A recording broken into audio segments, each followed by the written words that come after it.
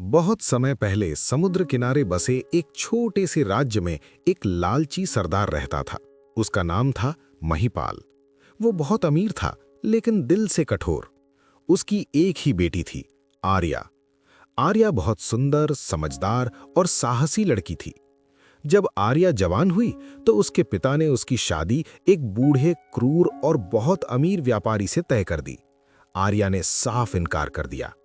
मैं उस आदमी से शादी नहीं करूंगी, उसने दृढ़ आवाज में कहा। यह सुनकर महिपाल गुस्से से आग बबूला हो गया।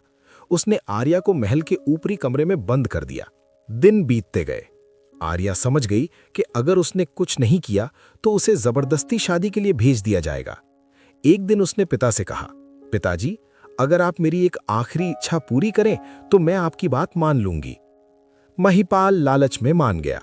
आर्या ने कहा, समुद्र किनारे एक विशाल लकड़ी का दीप स्तंभ बनवाइए जिसमें 40 दीपक जल सके, और मुझे 500 सोने के सिक्के दीजिए। पिता को लगा ये शादी की तैयारी है। उसने तुरंत कारीगर बुलवाया, लेकिन आर्या ने गुप्त रूप से कारीगर से कहा, दीप स्तंभ के अंदर एक छोटा सा कमरा बनाओ जिसमें मैं छुप सकूं, और एक गुप्त दरवाजा भी रखना। कारीगर को उसने एक कीमती अंगूठी देकर चुप रहने को कहा। कुछ दिनों बाद दीप स्तंभ तैयार हो गया। वो बहुत सुंदर और भव्य था। उस रात जब पिता शादी की खबर देने बाहर गया, आर्या ने अपने जूते समुद्र किनारे छोड़ दिए और चुपचाप दीप स्तंभ के अंदर छुप गई। जब पिता वापस आया और जूते देखे तो उसने समझा कि आर्या समुद्र में कूद गई है। वो रोने लगा। मैं ही अपनी बेटी का दोषी हूं। लेकिन उसने किसी को कुछ नहीं बताया, बदनामी के डर से। नई शुरुआत। कुछ महीनों बाद वो दीप स्तंभ एक व्यापारी ने खरीद लिया। वो दीप स्तंभ राजमहल तक पहुंच गया। राज्य का राजकुमार आरव बहुत बहादुर और दयालु था। उसने वो दीप स्तंभ अपने कक्ष में रखवा लिया। धीरे धीरे अजीब बातें होने लगीं। राजकुमार के खाने से रोटी, फल और दूध गायब होने लगे। नौकर डर गए। ये जरूर भूत है, वे बोले। लेकिन राजकुमार बहादुर था। उसने एक रात जागने का निश्चय किया। आधी रात को उसने देखा दीप स्तंभ का गुप्त दरवाजा खुला और उसमें से एक सुंदर लड़की बाहर आई। वो जल्दी जल्दी खाना खाने लगी। राजकुमार ने उसे पकड़ लिया। लड़की डर गई।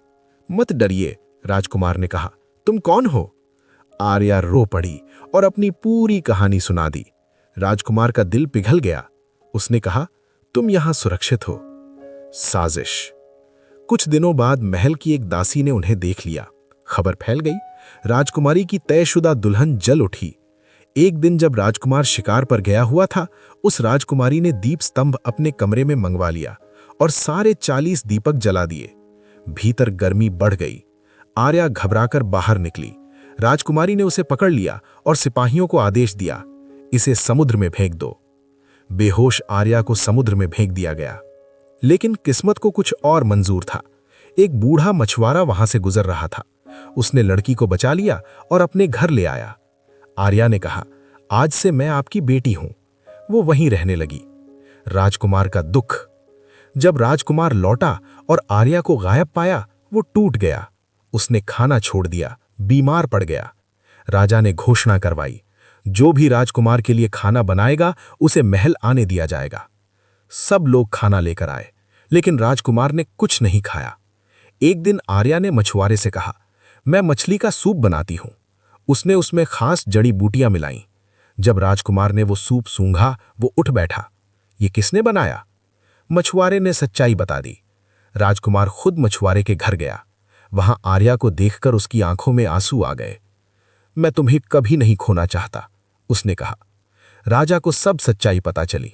दुष्ट राजकुमारी को दंड मिला और फिर धूमधाम से राजकुमार आरव और आर्या की शादी हुई। वही दीप स्तंभ फिर से बनाया गया, लेकिन इस बार वो प्रेम और आजादी का प्रतीक था। शिक्षा। लालच हमेशा दुख देता है। सच्चा प्रेम और साहस हर मुश्किल को जीत सकता है। जो अपने दिल की सुनता है, वही सच्ची खुशी पाता है।